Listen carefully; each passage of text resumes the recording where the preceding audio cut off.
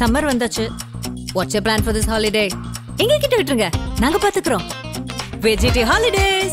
GT Holidays, South India's #1 travel brand. இனி வீட்லயே பானிபூரி செய்யலாம் எல்லாரும். ஆச்சி பானிபூரி கிட். அமித்ஷா அவர்கள் சொன்ன விஷயங்கள், குறிப்பா திமுக மீது அவர் வைத்த விமர்சனங்களை எல்லாத்தையுமே தாண்டி இந்த கூட்டணியுடைய தலைமையாக எடப்பாடி பழனிசாமி தான் இருப்பார் அப்படிங்கிற விஷயத்தை அழுத்தம் திருத்தமாக அவரும் சொன்னார். அப்புறம் செய்தியாளர் கேட்ட கேள்விக்கு பதில் சொல்லும் போதும் அவர் சொன்னார். என்டிஏவுக்குள் அதிமுக வந்திருப்பதும் அதே போல அதிமுகவுடன் என்டிஏ நெருங்கி இருப்பதும் ரெண்டு பேருக்கும் லாபகரமானது. ஒரு பிரமாதமான மிகப்பெரிய திமுகவுக்கு சவாலாக இருக்கக்கூடிய ஒரு கூட்டணி உருவாக்கப்பட்டு விட்டது. இந்த கூட்டணி உருவானது பெருசு இல்ல, அதை விட ரொம்ப முக்கியமான விஷயம், தேர்தலுக்கு ஓராண்டுக்கு முன்பாகவே இந்த கூட்டணி உருவாகி. இப்ப அவர் கட்சி ஆரம்பிச்சா தான் அந்த கட்சியின் பேர்ல அவர் என்டிஏவுக்குள்ள ஒட்டிக்க முடியும். அப்படின்னா தான் அவருக்குன்னு ஒரு தொகுதியை வாங்க முடியும். ஆனா ஒண்ணு, அவர் தனியா கட்சி ஆரம்பிச்சுட்டாருன்னா இனிமே அதிமுகவுக்கு வருவேன் அப்படின்னு சொல்ல முடியாது. ஓபிஎஸ் அவர்கள் தனி கட்சி தொடங்கினார்னா ஓபிஎஸ் வர முடியாது. ஆனா அந்த கோரிக்கையோடு இருக்கக்கூடிய சசிகலா அவர்கள் அவர் கட்சி தொடங்குற மாதிரியும் இல்ல, இவரா தொடங்குறாருன்னு சொல்லப்படுது. இல்ல, சசிகலாவை பற்றி யார் இங்க கவலைப்பட்ட? அமித்ஷாவை யாரு? ஓபிஎஸ் டிடிவி தினகரன் தான் விவாதத்துக்கு கொடுத்தார். சசிகலா பிக்சர்லயே கிடையாது. திமுக கூட்டணியில் ஏதேனும் ஒரு சலனம் ஏற்பட்டு ஏதான ஒரு கட்சி வெளியேறதுக்கான வாய்ப்புகள் அப்படிங்கிறது இருக்கா? முதல் விஷயம், எந்த கட்சி வெளியேறினாலும் என்டிஏவுக்கு பலன் இருக்காது. அப்படிங்கிறப்போ அந்த கூட்டணியிலிருந்து கட்சிகள் வெளியேறலாம், ஆனால் அவங்க விஜய நோக்கி போகலாம். இப்பவே டிஎம்கே அதிர்ந்திருக்கும், நிச்சயமா உதறல் எடுத்து. இனிமேல் பாருங்க, டிஎம்கே தன்னுடைய ஆதரவு ஊடகங்கள் மூலம் இப்ப இருக்கிற இந்த என்டிஏ கூட்டணிக்குள்ள ஒரு அவநம்பிக்கையும், என்டிஏ கூட்டணிக்குள்ள அவங்களை ஜெல்லாகாமல் செட்டிலாக விடாமல் செய்யறதுக்கு என்னென்ன செய்யணுமோ அதற்கான பரப்புரைகளை இந்த மீடியாக்கள் மூலம் கொண்டு போகணும். ஆதன் நேயர்களுக்கு அன்பு வணக்கம். இன்றைய சிறப்பு நேர்காணலில் நம்முடன் இணைந்திருக்கிறார் மூத்த பத்திரிகையாளர் கோலால ஸ்ரீனிவாஸ் அவர்கள். சார் வணக்கம். வணக்கம் சார். அதிமுக பாஜக கூட்டணி உறுதியாகி இருக்கிறது, கூட்டாக செய்தியாளர் சந்திப்பு நடந்திருக்கிறது. முக்கியமா அந்த அமித்ஷா அவர்கள் சொன்ன விஷயங்கள், குறிப்பா திமுக மீது அவர் வைத்த விமர்சனங்களை எல்லாத்தையுமே தாண்டி இந்த கூட்டணியுடைய தலைமையாக எடப்பாடி பழனிசாமி தான் இருப்பார் அப்படிங்கிற விஷயத்தை அழுத்தம் திருத்தமாக அவரும் சொன்னார். அப்புறம் செய்தியாளர் கேட்ட கேள்விக்கு பதில் சொல்லும் போதும் அவர் சொன்னார். ஒட்டுமொத்தமா அமித்ஷாவுடைய அந்த பேச்சுல இருந்து நம்ம எடுக்கக்கூடிய டேக்அவேஸ் என்னன்னு நினைக்கிறீங்க சார்? Yes, fantastic question. நிறைய டேக்அவேஸ் இருக்குங்க. பொதுவா எல்லோருக்கும் என்னென்ன ஏரியாஸ்ல சந்தேகம் வருவோம், மீடியா பர்சன்ல ஆரம்பிச்சு ஒரு காமன் மேன் வரைக்கும் அத்தனை சந்தேகத்தையும் இவர் அமித்ஷா அவர்கள் கிளியர் பண்ணியிருக்கிறார். முதல்ல யார் தலைமையில கூட்டணி, இது ஒரு கேள்வி. அப்போ அதுக்கு அமித்ஷா ரொம்ப கேட்டகரிக்கலா ஆன்சர் பண்ணுகிறார். தேசிய அளவுல மோடியும் தமிழக அளவுல எடப்பாடி பழனிசாமியும் கூட்டணிக்கு தலைமை ஏற்பார்கள் அப்படின்னு அவர் ரொம்ப தெளிவாக சொல்லியிருக்கிறார். அதே போல தமிழகத்தில் கூட்டணி ஆட்சி நடைபெறும் சொல்றப்பவே எடப்பாடி பழனிசாமி தலைமையில் கூட்டணி ஆட்சி நடைபெறும் அப்படின்னு அவர் சொல்லுகிறார். அதுல ஒரு ரிப்போர்ட்டர் கூட பிஜேபி அவங்களுக்கு முதல்வர் பதவி போகுமா, பிஜேபி கட்சியை சேர்ந்தவங்களுக்கு, இந்த விதமான கேள்வியெல்லாம் கேட்கிறப்போ எல்லாத்துக்கும் ஒரே பதிலா எடப்பாடி பழனிசாமி தலைமையில் கூட்டணி ஆட்சி நடைபெறும் அப்படின்னு அவர் சொல்லுகிறார். அதே போல இன்னொன்னு இருந்தது, பல பேருக்கு டவுட். அது குறிப்பா இந்த பொலிட்டிக்கல் அனலிஸ்டுகள்கிட்ட ஒரு டவுட் இருந்தது. ஒருவேளை பிஜேபிக்கும் ஏடிஎம்கேக்கு இடையில அலையன்ஸ் வந்தால் கூட என்டிஏவுக்குள்ளேயே ஏடிஎம்கே வருமா, என்டிஏ பிளஸ் ஏடிஎம்கே என்பதாக வருமா, இது எப்படி இருக்கும், இந்த இந்த இந்த கோயலிஷன் ஃபார்மட், இந்த அலையன்ஸ் ஃபார்மட் எப்படி இருக்கும் அப்படிங்கிற ஒரு கேள்வி இருந்தது. அதுக்கு அமித்ஷா ரொம்ப கேட்டகரிக்கலா ஆன்சர் பண்ணியிருக்கிறார். அவர் ஒரு கேள்விக்கு பதில் சொல்றப்ப என்ன சொல்றாருன்னா, என்டிஏவுக்குள் அதிமுக வந்திருப்பதும் அதே போல அதிமுகவுடன் என்டிஏ நெருங்கி இருப்பதும் ரெண்டு பேருக்கும் லாபகரமானது, ரெண்டு பேருக்கும் வின்-வின் சிச்சுவேஷன் அப்படின்னு அவர் சொல்லியிருக்கிறார். அப்புறம் இன்னொரு கேள்வி, ஓபிஎஸ் டிடிவி இவங்கள்லாம் ஏடிஎம்கேக்குள்ள வருவாங்களா, அதற்கு நீங்க அழுத்தம் தருவீர்களா அப்படிங்கிற மாதிரியான கேள்வி. அதற்கு ரொம்ப தெளிவா அமித்ஷா ஒரு பதில் சொல்லி இருக்கிறார். இது அதிமுகவுடைய உள் விவகாரம். அதிமுக உள் விவகாரத்தில் நாங்கள் தலையிட மாட்டோம் அப்படின்னு அவர் சொல்லியிருக்கிறார். ஆக்சுவலா இப்பதான் ஓபிஎஸ்ட இதுக்கு முன்னால ஒரு கேள்வி கேட்டாங்க, நீங்க அமித்ஷாவை சந்திப்பீங்களா அப்படின்னு. அதுக்கு ஓபிஎஸ் சொன்ன பதில், கடவுளுக்கு தான் வெளிச்சம் அப்படின்னார். என்னடா இது, திடீர்னு இவ்வளவு விரக்தி ஆயிட்டாரே ஓபிஎஸ் அப்படின்னு நினைக்கிறப்போ இப்போ அமித்ஷாவுடைய பதிலை பார்த்தா எல்லாமே நமக்கு கிளியர் ஆகிறது. அப்புறம் ஒரு நிருபர் கேட்கிறார், அதாவது நீட்டு, அப்புறம் மும்மொழி எதிர்ப்பு, இந்த மாதிரி விஷயத்துல டிஎம்கேவுடைய ஐடியாவும் ஏடிஎம்கேடைய நிலைப்பாடு ரெண்டுமே ஒன்னாத்தானே இருக்கு, அப்படிங்கிறப்ப எப்படி கூட்டணி? அதற்கு அமித்ஷா ரொம்ப தெளிவாக பதில் சொல்லுகிறார், எங்களுக்கு இடையில ஒரு காமன் மினிமம் ப்ரோக்ராம், குறைந்தபட்ச பொது திட்டம் ஒன்றை வைத்துக்கொண்டு அதன்படி இந்த கூட்டணியை நாங்கள் நடத்துவோம் அப்படின்னு அவர் சொல்லுகிறார். அப்புறம் இன்னொன்னு, இது பலர்ட்டி எழக்கூடிய ஒரு கேள்வி. அது என்னன்னா, அதிமுக ஏதேனும் நிபந்தனை விதித்ததா? இப்ப அந்த நிபந்தனையின் பேரில் தான் இப்போ அண்ணாமலை இல்லாமல் போய் நயினார் நாகேந்திரன் வந்திருக்கிறாரா, இந்த விதமா. ஸோ ஏடிஎம்கே இந்த கூட்டணிக்கு சம்மதிக்க ஏதேனும் நிபந்தனை விதித்ததா அப்படின்னு ஒருத்தர் ரொம்ப வெளிப்படையாக கேள்வி கேட்கிறார். அதற்கு அமித்ஷா அவர்கள் ரொம்ப தெளிவாக பதில் சொல்லுகிறார், அதிமுக எந்த நிபந்தனையும் விதிக்கவில்லை அப்படின்னு அவர் சொல்லி முடிச்சிடுறார். அதுக்கப்புறம் இன்னொன்ற ஒரு ரிப்போர்ட்டர் கேட்டார், அண்ணாமலை மாநில தலைவர் இல்லைன்னு ஆனதுக்கு பிறகுதான் இந்த கூட்டணியே அமைந்திருக்கிறது, அப்படின்னா அண்ணாமலை மாநில தலைவராக தொடரக்கூடாது என்று ஏடிஎம்கே நிர்பந்தித்ததா அப்படின்னு ஒரு கேள்வி. அதுக்கு அமித்ஷா உடனே சொல்லுகிறார், இந்த மேடையில நாங்க கூட்டணி அறிவிப்பை வெளியிடுறோம், இந்த மேடையில இந்த பக்கம் இபிஎஸ் அமர்ந்திருக்கிறார், இந்த பக்கம் அண்ணாமலை அமர்ந்திருக்கிறார். அண்ணாமலை நாங்க பேசிக் கொண்டிருக்கிற இப்போதும் அவர்தான் மாநில தலைவர். அவர் மாநில தலைவராக இருக்கிறப்ப தானே இந்த கூட்டணி அமைந்திருக்கு. அப்புறம் அண்ணாமலை மாநில தலைவராக இருக்கக்கூடாது, அவர் போகணும் அப்படின்னா தான் இந்த கூட்டணிக்கு வருவோம்னு சொன்னதா எப்படி நீங்க சொல்றீங்க? அவர் பிஜேபியுடைய மாநில தலைவராக இருக்கும் பொழுதுதான் இந்த கூட்டணி அமைந்திருக்கிறது அப்படின்னு சொல்லிட்டு ரொம்ப பிரமாதமான ஒரு ஆன்சரை அமித்ஷா முன்வைத்தார்.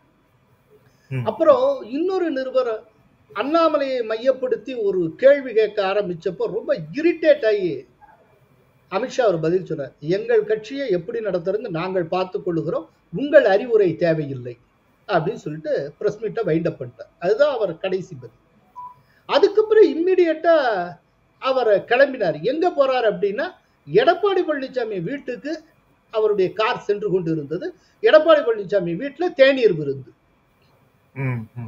சோ டிராமாட்டிக்கா ஏகப்பட்ட திருப்பு முனைகள். இனி காலையில இருந்து பார்த்தீங்கன்னா மீடியா பர்சன்ஸ் பறந்து தான் செய்தி சேகரிச்சுட்டு இருந்தாங்க. காட்சி ஊடகங்களையும் மற்ற இடத்துல இருக்கிறக்க ஓடிக்கிட்டே தான் இருந்தாங்க. ஏகப்பட்ட டேர்னிங் பாயிண்ட்ஸ், மாற்றங்கள், திருப்பங்கள். கடைசியில்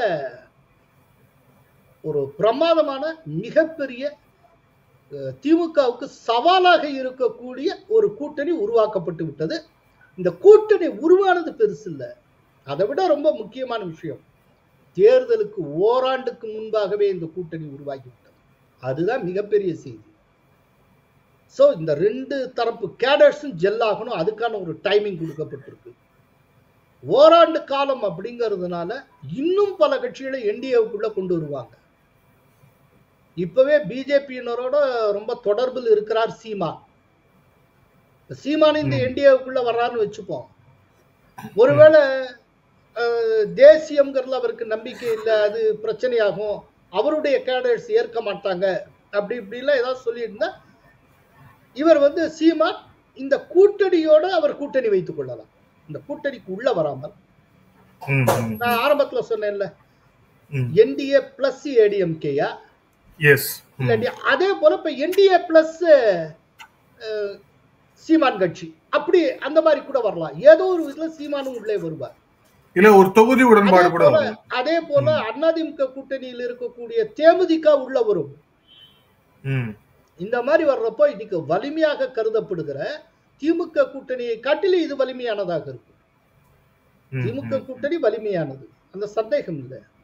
ஆனால் அந்த பெரிய கோட்டுக்கும் மேல பக்கத்திலேயே இது பெரிய கோடா அமைஞ்சிடும். அதுக்கும் பெரிய கோடு, இது பெரிய கோடா அமைஞ்சிச்சுன்னா அது சின்ன கோடாயிருக்கும். இதன் மூலமா திமுக கூட்டணியில இருக்கக்கூடிய ஒரு கட்சியும் கலற்றாமலேயே ஒரு ஒரு வின்னபிள் அலையன்ஸை நீங்க உருவாக்கி விட முடியும். இப்ப அந்த திசை நோக்கி போகுது. அதுக்கு டைம் இருக்கு. 1 இயருக்கு முன்னாலேயே இந்த அலையன்ஸை சீல் பண்ணிட்டாங்க. இதுக்கு மேல மதிமேல பூனையாக இருக்கக்கூடிய பாட்டாளி மக்கள் கட்சி இங்க வந்து சேரலாம். ஏன்னா ஏடிஎம்கே உள்ள வருது, எல்லாமே வருது. போன தேர்தலில் ஏடிஎம்கேட போகணும் தானே ராம்தாஸ் ஆசைப்பட்டார். இப்ப ஏடிஎம்கேயே என்டிஏவுக்குள்ள வந்ததுக்கு அப்புறம் அவருக்கு என்ன பிரச்சனை? ஒரு பிரமாதமான ஒரு கூட்டணி அமைந்திருக்கிறது. இல்ல இன்னொரு முக்கியமான விஷயமா, இப்போ இந்த கூட்டணி ஆட்சின்னு அவங்க சொல்ற இடத்துல இருக்கு இல்லையா, அது ஒரு நெருடலாக இருக்காது. ஏன்னா இது கூட்டணி ஆட்சின்னு சொல்லும் போது விஜயவர்கள் சொன்ன போது செல்லூர் ராஜு உள்ளிட்டவர்கள் என்ன சொன்னாங்க, கூட்டணி ஆட்சிங்கிற பேச்சுக்கே இடம் இல்லைன்னாங்க. கூட்டணி ஆட்சிங்கிறதுலாம் இல்ல, ஆட்சி அதிமுக தான், அதிமுக தலைமையில் தான் ஆட்சி அப்படின்னாங்க. ஆனா இப்போ அமித்ஷா அவர்கள் பேசுறதை பார்த்தா கூட்டணி ஆட்சி அந்த முடிவு தேர்தல் முடிவுக்கு பிறகு எடுத்துக்கலாம் அப்படின்னு அவர் சொல்றாருன்னா அதுக்கு என்ன காரணம்? அதுல ஏதாவது இல்ல, அந்த கூட்டணி ஆட்சின்னு சொல்றப்பவே அவங்க கேட்கறாங்க, அப்படின்னா பிஜேபியில இருந்து முதல்வர் வருவாரா, அமைச்சர் வருவாரா அப்படிங்கிறப்ப ரொம்ப தெளிவா ஒண்ணு சொல்றாரு. எடப்பாடி பழனிசாமி தலைமையில் கூட்டணி ஆட்சி அமையும். ரொம்ப தெளிவா சொல்றாரு. சார், கூட்டணி ஆட்சிக்கு தலைமை ஏற்க போவது இபிஎஸ். ஏன்னா அந்த கூட்டணிக்கு அவர் தானுங்க தலைவர். அப்புறம் ஆட்சிக்கு மட்டும் வேற ஒருத்தர தலைவரா இருக்க முடியும்? லாஜிக் தானே.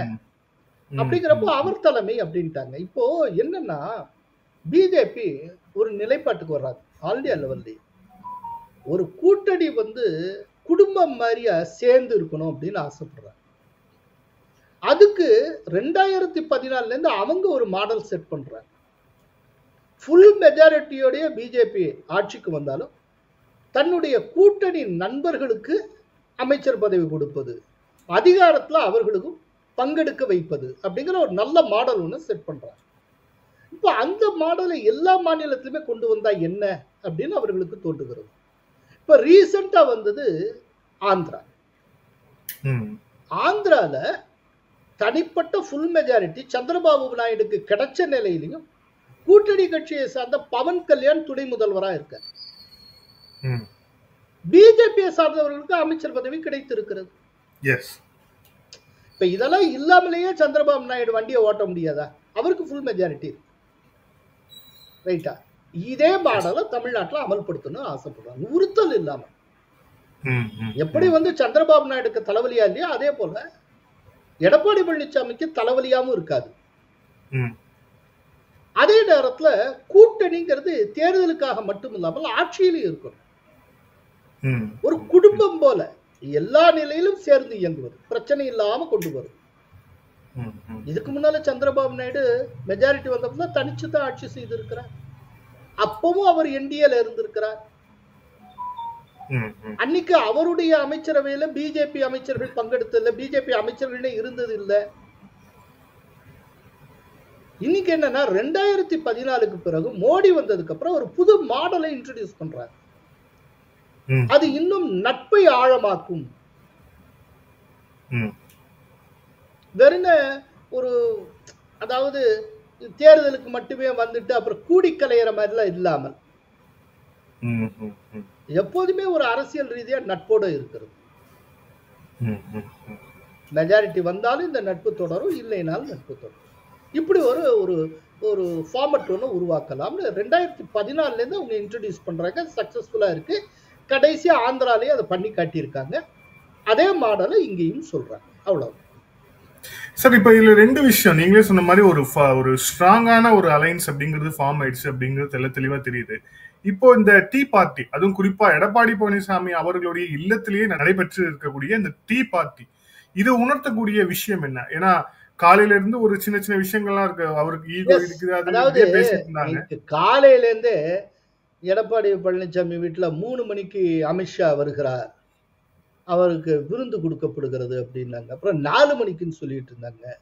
அப்புறம் அப்படிலாம் ஒண்ணும் இல்ல, கேன்சல்டுன்னாங்க. அதுக்கப்புறம் எடப்பாடி பழனிசாமி அவர்கள் ஹோட்டலுக்கு வர்றாரு அப்படின்னாங்க. இப்ப கடைசியில என்னன்னா யூகிச்ச எல்லாமே நடந்திருக்கு. ஆனா கொஞ்சம் மாறி நடந்திருக்கு. முதல்ல எடப்பாடி பழனிசாமி அவர்கள் ஹோட்டலுக்கு வந்துட்டார். பிரஸ் மீட்ல வச்சு அலையன்ஸை உறுதி செஞ்சுட்டாங்க. அலையன்ஸை உறுதி செஞ்ச கையோட எடப்பாடி வீட்டுல அமித்ஷா கை நினைக்கிறார். ரைட்டா? இது 2 பேருக்கு இடையில இருக்கக்கூடிய ஒரு ஆழமான நட்பை, அரசியல் ரீதியா அவர்களுக்குள்ள இருக்கக்கூடிய உறுதிப்பாட்டை காட்டுகிறது, மரியாதையை காட்டுகிறது, நட்புணர்வை வெளிப்படுத்துகிறது. சார், இப்ப இதுல முக்கியமான ஃபேக்டர்ஸா வந்து இருக்கக்கூடிய சொல்லப்படக்கூடிய 2024 நாடாளுமன்ற தேர்தலில் தேசிய ஜனநாயக கூட்டணியில இருந்த தினகரன், ஓபிஎஸ், அதுக்கப்புறம் இன்னும் 2 பேர் சேர்த்துக்கணும் அப்படின்னா கேசி பழனிசாமியும் போய் நிர்மலா சீதாராமனை சந்தித்தார், செங்கோட்டையனும் சந்தித்தார். ஸோ இவர்களுடைய நிலைப்பாடு அப்படிங்கிறது, ஏன்னா இவங்க எல்லாமே டுவர்ட்ஸ் பிஜேபி மூலியமா இது பண்ணணும் அப்படின்ற மாதிரியான ஒரு சுச்சுவேஷன்ல இருந்தாங்க. ஆனா இப்போ ஒரு கிளியரான ஒரு சைனை எடப்பாடி தான் அப்படின்ற ஒரு சைனை பாஜக தலைமை காட்டி விட்டது. இதுக்கப்புறம் இவங்களோட ஸ்கோப் என்ன, இவங்களையும் உள்ள கொண்டு வரதுக்கான வாய்ப்புங்கிறது இருக்குமா? சார், எடப்பாடி பழனிசாமி தான் கூட்டணியுடைய தலைவர். அதிமுகவுக்குள்ள ஓபிஎஸ்ஓ டிடிவி தினகரனோ உள்ள வர்றதா இல்லையா அப்படிங்கிற பத்தி யாருமே தலையிட முடியாது. அது அவங்களுடைய உட்கட்சி விவகாரம். பட் என்டிஏவை பொறுத்தளவுல டிடிவி தினகரன் வந்து ஒரு காம்பனன்ட் பார்ட்னராக இருக்கலாம். ஏன்னா அவரால் பல தொகுதியில் 500 வாக்கு 800 வாக்குகள் வித்தியாசத்துல, இல்லாட்டி 1000 வாக்குகள் வித்தியாசத்துல சில நேரத்தில் தோத்து போயிருக்கு. இன்னொன்னு, ரொம்ப குறைவான வாக்குகள் வித்தியாசத்துல தோற்கும் இடத்துல அமமுக வந்து கை கொடுக்கக்கூடிய சக்தியாக இருக்கும்.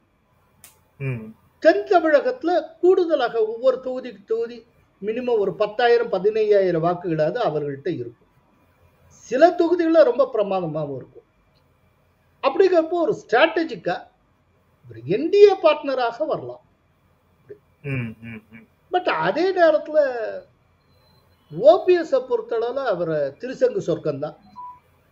ஏன்னா அவருக்குன்னு ஒரு கட்சி கிடையாது, அவர் ஒரு தனிநபர், வெளியிலேயே இருக்காரு. இல்ல, இப்ப நம்ம ஓபிஎஸ் அவர்கள் தனியாக ஒரு கட்சியை ஃப்ளோட் பண்ண போறாரு அப்படிங்கிற ஒரு செய்தியும் வந்துட்டு இருக்கு. எஸ், அதனால தான் சொன்னேன். ஏன்னா இப்பத்தான சொல்லி முடிக்கிற அவருக்கு தனியா ஒரு கட்சியும் கிடையாது, ஒன்றும் கிடையாது, தனிநபரா இருக்கிறார் அப்படின்ட்டு. இப்ப அவர் கட்சி ஆரம்பிச்சா தான் அந்த கட்சியின் பேர்ல அவர் வந்து என்டிஏவுக்குள்ள ஒட்டிக்க முடியும். அப்படின்னா தான் அவருக்குன்னு ஒரு தொகுதியை வாங்க முடியும். ஆனா ஒண்ணு, அவர் தனியா கட்சி ஆரம்பிச்சுட்டாருன்னா இனிமே அதிமுகவுக்கு வருவேன் அப்படின்னு சொல்ல முடியாது. டிடிவி தினகரன் எப்படி அந்த கோரிக்கை விட்டாரு, இனிமே அதிமுகவும் மறந்துட வேண்டியதுதான். ஆனா அந்த இப்போ ஓபிஎஸ் அவர்கள் தனி கட்சி தொடங்கினார்னா ஓபிஎஸ் வர முடியாது. ஆனா அந்த கோரிக்கையோடு இருக்கக்கூடிய சசிகலா அவர்கள் அவர் கட்சி தொடங்குற மாதிரியும் இல்ல, இவரா தொடங்குறாருன்னு சொல்லப்படுது. இல்ல, சசிகலாவை பற்றி யார் இங்க கவலைப்பட்ட? அமித்ஷாவை யாரு? ஓபிஎஸ் டிடிவி தினகரன் பற்றி விவாதத்துக்குரிய சசிகலா வந்து பிக்சர்லயே கிடையாது. ஓகே, வினோத்துக்கு சசிகலாவை பத்தி அப்பப்ப பேசிட்டு இருக்க பிடிக்கலாம், மற்றவங்க எல்லாமே மறந்துட்டாங்க. இல்ல வினோத்துக்கும் இல்ல சசிகலா வந்து பாயிண்ட் ஆஃப் கன்டென்ஷனே கிடையாதுங்க. அவங்க இந்த பிக்சர்லயே இல்லையங்க, அவங்க எங்க இருக்காங்க, அவங்க அரசியலே கிடையாதுங்க. ஏதாவது எங்கேயாவது யாருக்கா கல்யாணம் நடந்தா போய் அவங்க பேசிக்கிட்டு இருப்பாங்க, அவ்வளவு. இல்ல இன்னும் 2 விஷயங்கள் விட்டாருப்பாங்க, அவ்வளவுதான். இல்ல இன்னும் 2 விஷயங்கள் இருக்கு. ஏன்னா இப்ப இது வந்து இப்ப ஆஸ் ஆஃப் நோ பார்க்கும்போதே வந்து அதிமுக அதுக்கப்புறம் வந்து பாஜக கூட்டணி உறுதி. இந்த கூட்டணியில பாமக வருவதற்கான வாய்ப்புகள் ஜாஸ்தியா இருக்கு. தேமுதிக இப்போ அமமுகன்னு சொல்லிட்டு ஒரு பெரிய அலைன்ஸ்க்கான ஒரு ஃபார்மேஷன் வந்து தெளிவான அதுக்கு ஒரு சிக்னல் கிடைச்சு. அதை விட சீமான் வருவதற்கான சாத்தியம் அதான் ரொம்ப முக்கியம். சீமான், கரெக்ட், சீமான். சோ இப்படி இருக்கும்போது இது கூட்டணி இப்ப நாளுக்கு நாள் வலுவடைந்து இருக்கு அப்படிங்கிற போது திமுக கூட்டணியில் ஏதேனும் ஒரு சலனம் ஏற்பட்டு ஏதான ஒரு கட்சி வெளியேறதுக்கான வாய்ப்புகள் அப்படிங்கிறது இருக்கா? அப்படியே வெளியேறணுங்கிற மாதிரி ஒரு வாய்ப்பு இருந்தாலும் கூட எந்த கட்சியாக இருக்கக்கூடும் உங்களுடைய கணிப்பு? முதல் விஷயம், எந்த கட்சி வெளியேறினாலும் என்டிஏவுக்கு பலன் இருக்காது. ஏன்னா டிஎம்கேவோட ஒட்டிட்டு இருக்க எந்த கட்சியுமே பிஜேபி இருக்கிற இடத்துக்கு போக முடியாது. இல்ல இப்ப காங்கிரஸ் வெளியில வருந்தா எப்படி என்டிஏவுக்குள்ள வருமா? கம்யூனிஸ்டுகள் வருவாங்களா? யோசிச்சு பாருங்க. திருமாவளவன் வருவாரா? அப்படிங்கிறப்போ அந்த கூட்டணியிலிருந்து கட்சிகள் வெளியேறலாம், ஆனால் அவங்க விஜயை நோக்கி போகலாம். ஏடிஎம்கே பிஜேபி அந்த காம்போவுக்குள்ள வர முடியாது. ஏன்னா ஏடிஎம்கே வந்து என்டிஏவுக்குள்ள வருது. பிஜேபி இருக்கிற இடத்துல எந்தெந்த கட்சிகளா இருக்க முடியாதோ அந்த கட்சிகள் தான் இன்னைக்கு டிஎம்கேயோட இருக்கு. அப்படிங்கிறப்போ டிஎம்கேல இருந்து எத்தனை கட்சி வெளியில வந்தாலும் என்டிஏவுக்கு லாபம் கிடையாது. அவங்க இங்க வரப்போறது இல்லை. ஆனா அவங்க விஜயோட கைகோர்க்கலாம்.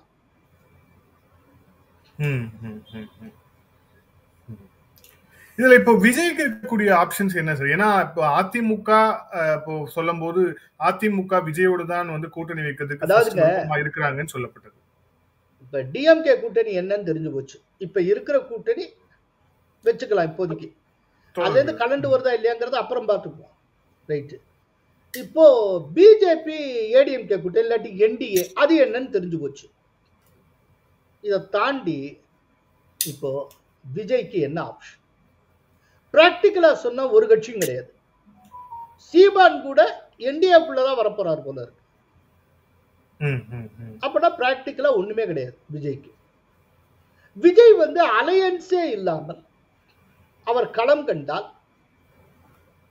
கொஞ்சம் பெர்சன்டேஜ் வாங்கலாம். மேபி அவர் டபுள் டிஜிட் நோக்கி கூட போகலாம். 10%, மோர் தென் 10%. ஒரு தொகுதி கூட ஜெயிக்க முடியாது. அவருடைய ஃபர்ஸ்ட் அட்டெம்ப்ட்லயே எந்த தொகுதியும் ஜெயிக்காமல் வெறும் பர்சன்டேஜை காட்டிக்கிட்டு இருந்தால் மேல வளரவே முடியாது. அது விஜயகாந்த் கதையாயிரும். அப்போ இது அப்படின்னா என்ன? அவருக்கு சில கட்சிகள் தேவைப்படும். இந்த கட்சியை எங்கிருந்து நீங்க கொண்டு வருவீங்க? அவரோட ஒத்த கருத்துடைய கட்சி எங்க இருந்து கொண்டு வருவீங்க? டிஎம்கே கூட்டணியில இருந்து நீங்க கொண்டு வரணும். அப்போ டிஎம்கே கூட்டணியை உடைக்கிற வேலையை வேலை மெனக்கிட்டு விஜய் தான் பார்க்க போகிறார். பிரசாந்த் கிஷோர் பார்ப்பார். இப்ப அந்த வேலை என்டிஏவுக்கு மிச்சம். ஏன்னா விஜய் அவருடைய சர்வைவலுக்கு டிஎம்கேல இருந்தா போல்ட் நட்ல கலட்டணும். வேற வழி இல்லை. வேற ஆப்ஷன் என்ன இருக்கு? ஒண்ணுமே கிடையாது. இப்ப அங்க இருந்து காங்கிரஸ கொண்டு வரலாமா, திருமாவை கொண்டு வரலாமா அப்படின்னு சொல்லி பலவீனப்படுத்துற முயற்சியில இப்ப விஜய் ஈடுபட்டாகணும். இது ஏடிஎம்கே பிஜேபி காம்போவுக்கு செலவே இல்லாத ஆதாயம். அவங்க முயற்சியா பண்ண போறது இல்ல. ஆனா எதிர்கூட்டணி அவங்க பலவீனப்படுத்துவாங்க. யாரு? விஜய் பலவீனப்படுத்துவார். இல்ல ஏற்கனவே அவருக்கு பாருங்க, அதுதான் ஏற்கனவே அவருக்கு சிறுபான்மையினர் வாக்கு போகும் அப்படின்னு நம்பப்படுது. சிறுபான்மையினர் வாக்கு இங்க வந்து பிளாங்கா யார் வாங்குவான்னு சொன்னீங்க நீங்களே. ஒரு சின்ன விஷயம் சொல்றேன். ஒரு இன்டர்னல் சர்வே ஒண்ணு கண்டக்ட் பண்ணியிருக்காங்க. ஒரு சில தொகுதிகள்ல கொஞ்சம் ஸ்ட்ராட்டஜிக் கான்ஸ்டிட்யூன்சிஸ்ல மட்டும். அதுல 1000 விளக்கு தொகுதியில விஜய்க்கு 7.5% வாக்குகள் கிடைக்குது. 1000 விளக்கு தொகுதி. அதே நேரத்துல திருநெல்வேலி அந்த சைட்ல விஜய்க்கு 14-15% கிடைச்சு. என்ன அர்த்தம்? முஸ்லிம்ஸ் அதிகமாக இருக்கிற இடத்துல விஜய்க்கு குறைச்சலா இருக்கு, கிறிஸ்டியன்ஸ் அதிகமாக இருக்கிற இடத்துல விஜய்க்கு கூடுதலா கிடைக்குது. புரியுதா? இது எவ்வளவு பெரிய மெசேஜ் பாருங்க. அப்பனா சிறுபான்மையினர் ரெண்டா உடையறாங்க.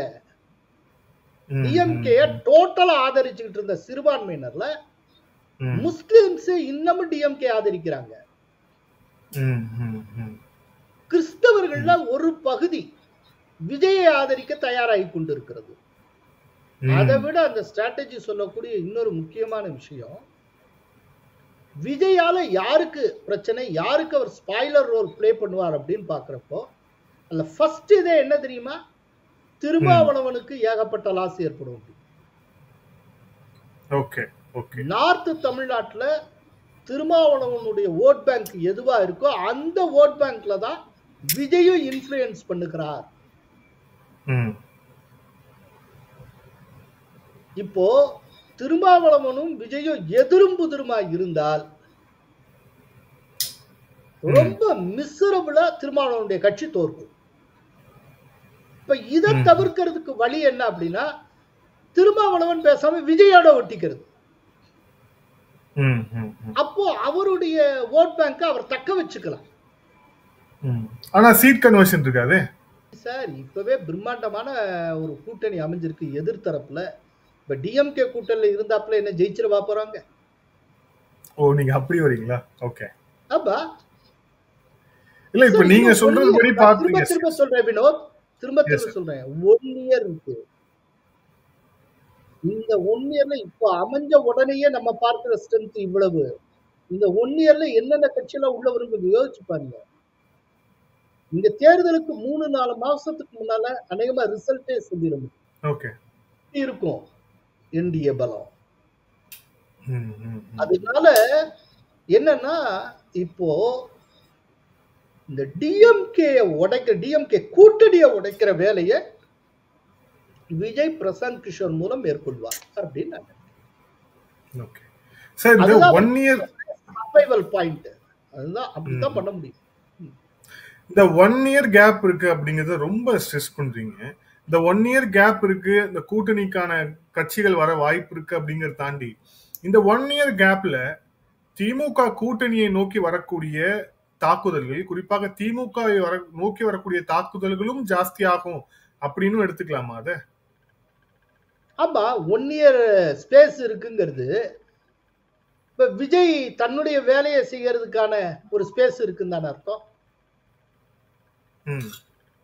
இப்ப இந்த 1 இயர்ல என்ன நடக்கும்?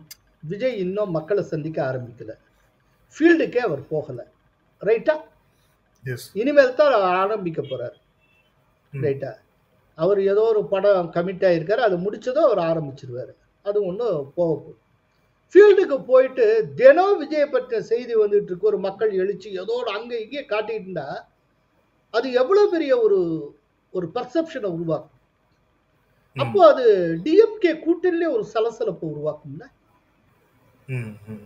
ஏதோ 1-2 கட்சிகள், இது நான் ரொம்ப ஆரம்பத்திலேருந்தே சொல்லியிருக்கேன், உங்கள்கிட்ட தான் முதல்ல சொன்ன நினைவு, அநேகமா விஜய் கூட்டணியில காங்கிரஸ் இருக்கும் அப்படின்னு நான் சொல்லியிருக்கேன். விஜய்க்கும் காங்கிரஸுக்கும் நல்ல தொடர்பு உண்டு. ராகுல் காந்திக்கும் விஜய்க்கும் ஒரு பர்சனல் டச் உண்டு. விஜயுடைய பொலிட்டிக்கல் என்ட்ரியே காங்கிரஸ் மூலம் நடந்தது. அவர் விஜய் ரசிகர் மன்றத்தை ஒரு மக்கள் மன்றமாக அவர் கன்வெர்ட் பண்ணதுக்கு அப்புறம், அந்த மாதிரி ஆனதுக்கு அப்புறம் அவர் நடத்தின முதல் கூட்டம் பாண்டிச்சேரியில. அதை ஆர்கனைஸ் பண்ணது காங்கிரஸ். அன்னைக்கு வைத்திலிங்கம் முதல்வராக இருந்தார்னு நினைக்கிறேன். அப்ப இந்த நலத்திட்ட உதவிகள்லாம் விஜய் கொடுத்தாரு. அந்த ஒரு சின்ன சிட்டில அதுக்கே அன்னைக்கு 50,000க்கு மேல மக்கள் குமிந்தார். அதனால விஜய் நோக்கி காங்கிரஸ் வர்றதுக்கு வாய்ப்பு இருக்கு. இப்ப திருமாவளவன் வரலாம் அவரை நோக்கி. நேற்றுக்கு வரைக்கும் திருமாவளவன் கூடவே இருந்தவர் இன்னைக்கு விஜயோட இருக்கிறார்.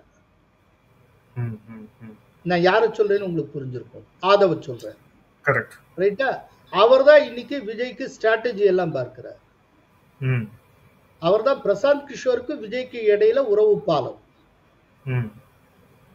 அப்படிங்கிறப்போ அவருடைய வேலையை காட்டுவார்ல.